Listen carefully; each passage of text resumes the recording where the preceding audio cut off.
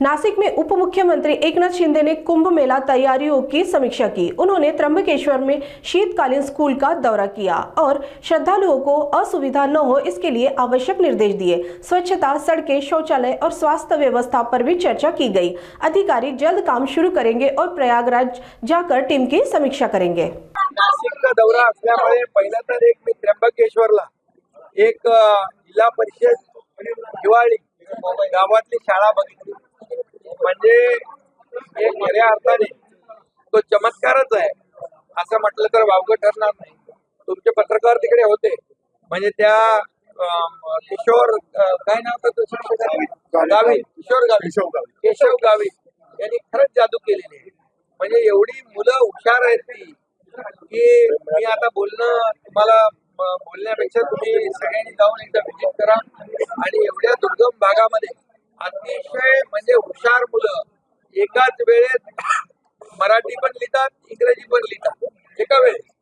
आणि जे आपले IPC CRPC ची कलम आहे 100 कलमापर्यंत त्यांचे तोंडपाठ आहे आणि देशाची घटना आणि ते सगळं त्यांचे तोंडपाठ आहे। आणि 1330 पर्यंत पाढे म्हणतात, पाढे 1330 पर्यंत।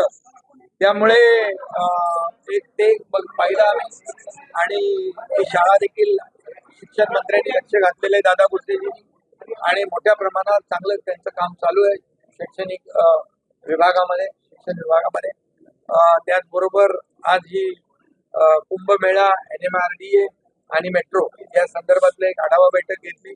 कारण अगोदर याच्यापूर्वी सह्याद्रीला मुख्यमंत्री महोदयांच्या अध्यक्षतेखाली एक बैठक झाली होती।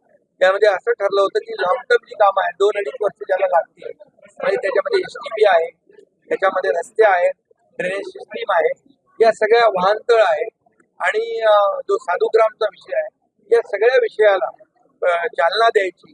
आणि जे मग वर्षभरामध्ये 6 महिन्यामध्ये जी कामं होणार त्याच्या फेजमध्ये कामं झाली पाहिजे, त्याचा एक मी आढावा घेतलेला आहे।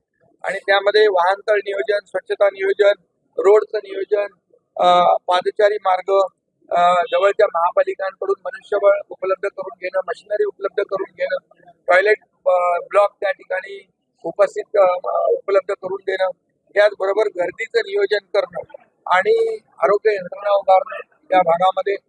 त्याचबरोबर गोदावरी नदीचं जे पाणी दूषित पाणी आहे, यासाठी संपूर्ण ज्या ज्या भागातून दूषित पाणी जात आहे ते STP आणि ड्रेनेजच्या सिस्टीममध्ये ते पूर्णपणे नवीन करणं, यासाठी फंड उपलब्ध करून देणं, या सर्व चर्चांवर इतर पायाभूत सुविधा ज्या आहेत त्या बाबतीमध्ये देखील चर्चा झाली।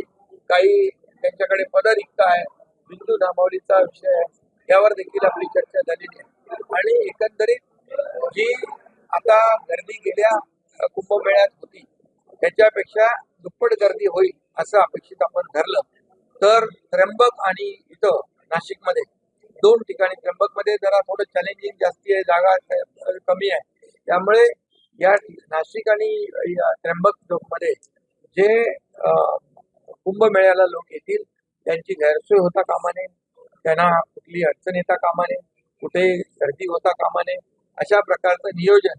आणि अनाउन्स सिस्टीम असेल, इतर जी काही सिस्टीम असेल, कंट्रोल सिस्टीम असेल, म्हणजे ग्रामीणचे अधीक्षक आणि नाशिकचे आयुक्त यांचं एक कॉर्डिनेशन टीम या ठिकाणी त्यांनी देखील केली आहे। आणि त्यामुळे संपूर्णपणे या कुंभमेळ्यामध्ये येणाऱ्या लाखो करोडो लोकांची गैरसोय होणार नाही या बाबतीमध्ये आढावा घेतलेला आहे। आणि ज्याला ताबडतोब तात्काळ जी पैशाची व्यवस्था तरतूद करण्याची आवश्यकता आहे अशा प्रकारचे प्रस्ताव देखील राज्य सरकारकडे पाठवण्याच्या सूचना दिल्या आणि त्याच्या बजेटमध्ये देखील त्याची तरतूद करावी लागेल, ती देखील केली जाईल। म्हणजे लॉंग टर्म, मिड टर्म आणि शॉर्ट टर्म अशा प्रकारची फेज वाईज कामं या ठिकाणी होतील। आणि मला वाटतं अधिकाऱ्यांनी, एकंदरीत सर्व अधिकाऱ्यांनी एक टीम वर्क तयार केलेलं आणि एक टीम म्हणून त्यांनी हे काम हाती घेतलेलं आहे मला वाटतं। आणि ते स्वतः, मी आता मगाशी उत्तर प्रदेशचे आपले मुख्यमंत्री योगी आदित्यनाथजी यांच्याशी बोललो। ही टीम देखील 18-19 तारखेला प्रयागराजला जाईल, तिथली सगळी सिस्टीम बघेल, प्रत्यक्ष डोळ्यांनी त्या ठिकाणी जशी सिस्टीम लावलंय, नियोजन लावलेलं आहे ते देखील पाहिजे, त्याचा देखील फायदा इकडे होईल।